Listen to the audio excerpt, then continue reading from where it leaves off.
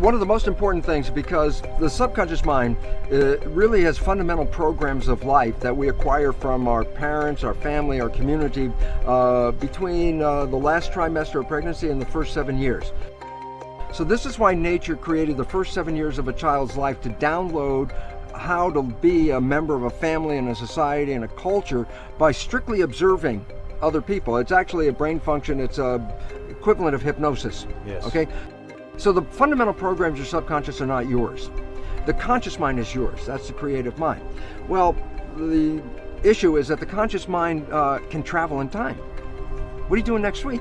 Yeah. Your mind lets go of the moment, goes to next week. What'd you do last week? Let's go of the moment, and you move into last week. Or I say, I think of something in your head. And the moment you're thinking, you're not paying attention. Well, this is what the function of the subconscious comes in. When you're not paying attention, you go to autopilot. So it's not like you're walking down the street and you have a thought and then stop. Like that. No, you continue walking. Yeah, but you're not paying attention. So it's a subconscious that does all the jobs from walking to driving the car. And so why is this relevant? Because when we're not paying attention and we default to the subconscious, we play the programs that are in the subconscious. And then I go, yeah, but the programs in the subconscious are primarily not yours.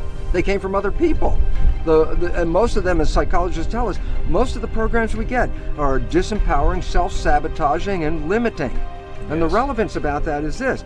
If I'm going to play those programs, then by definition, I'm going to be shooting myself in the foot. The reason why you play the subconscious programs is because the conscious mind's engaged with thinking, which is 95% of the time or more. And that means 95% of your behavior is invisible to you. And why I really wanted to emphasize this so much is this, because we believe we're victims. Oh, you know, I really wanted to be successful. I wanted to be healthy.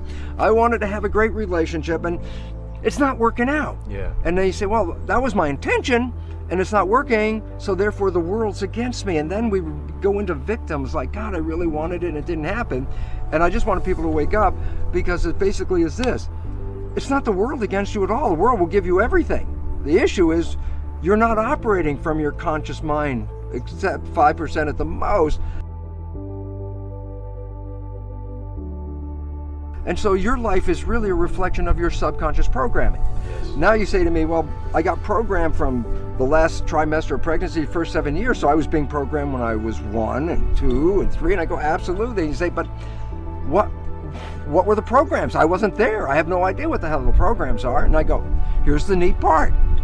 95% of your life is coming from the subconscious.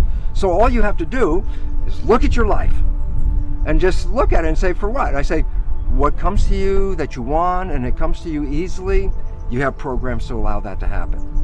But what you struggle with, what you work hard on, what you have to put a lot of effort into, why are you working so hard? And the answer is simple, because you have an invisible program that is sabotaging you from that point. So now all of a sudden you say, well, what do I need to change? I say, well, look at your life. Yes. And tell me what you're having trouble with.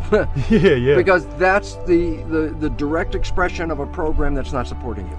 There's always been a belief that the conscious and the subconscious minds are one and the same. So if I educate my conscious mind, then my subconscious mind should automatically know what the heck I just did. Yeah. Right? So then I say, well, yeah, guess what? How many self-help books did you read? And I go, oh, I read all these self-help books. I say, now that you read them, did your life change? And the answer is, no, not really. But I'm really smart, because if you ask me any questions about the self-help book, I can answer it. I say, well, what's the issue? And the issue is this. The conscious mind is creative. So yeah, I could read the book. I could watch this video with you in it. I could even just go, aha, and the conscious mind could accept that and learn it. But the subconscious mind does not learn that way. And that has been the problem, because we educate the conscious minds, get really smart, and our life stays exactly the same as it is. And the issue is why? Because it doesn't translate from the conscious to the subconscious, because the subconscious learns in, well, 3 to 4 fundamental ways. Number one, the first way it learned 7 years was hypnosis, because the brain was operating at a low vibrational frequency and just downloading what it saw. After you're 7, how do you learn? Habituation. How'd you learn the ABCs or the times table? You had to repeat it and repeat it and repeat it, and finally you got it, and then you know how to do it. You want to drive a car? You have to practice and practice, and then you learn how to do it. So if you want to change the subconscious mind, hypnosis is number 1, that works. Number 2, repetition, habituation. Yes. Create a habit. And at first it seems like a struggle because it's new to the subconscious mind. But hey, you didn't learn ABCD the first time you said it, you know, you had to do it again and again. But after you do it for a repetition period, it will be so natural that if you're not doing it, your subconscious mind go, hey, what's happening? We're not doing it. Yeah. So that's really good. We overcome that. A third way, which is very, some people get it and it's very powerful, but I wouldn't recommend it, is tremendous emotional shock.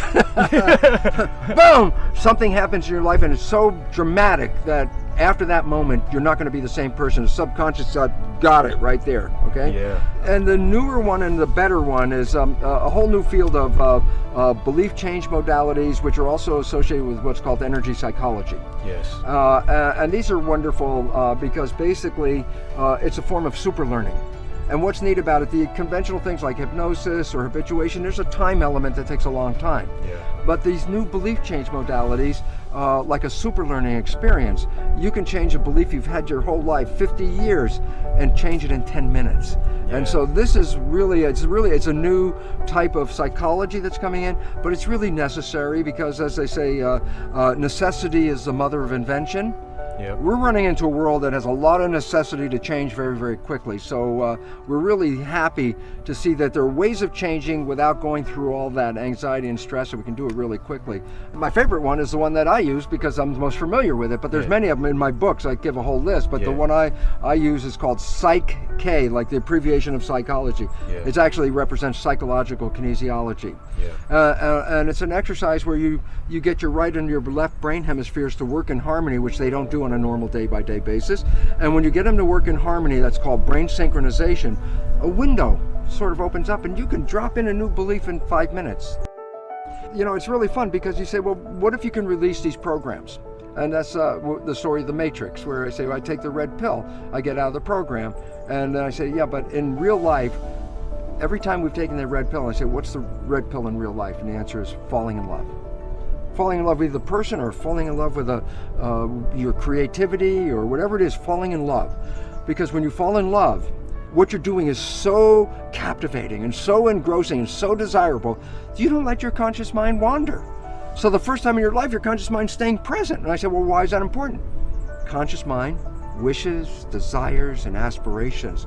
If you're operating from that mind, you manifest your wishes and desires. So my conclusion for all of this blah, blah, blah that I'm giving you is simply this.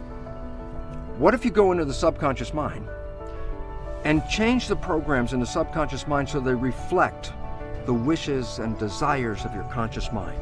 What would that mean? And I'll tell you what it means. You'll live in a honeymoon for every day of your life on this planet for a simple reason. Yeah. If my conscious mind with wishes and desires begins to wander and I default into the subconscious and is playing my wishes and desires, I never left the honeymoon.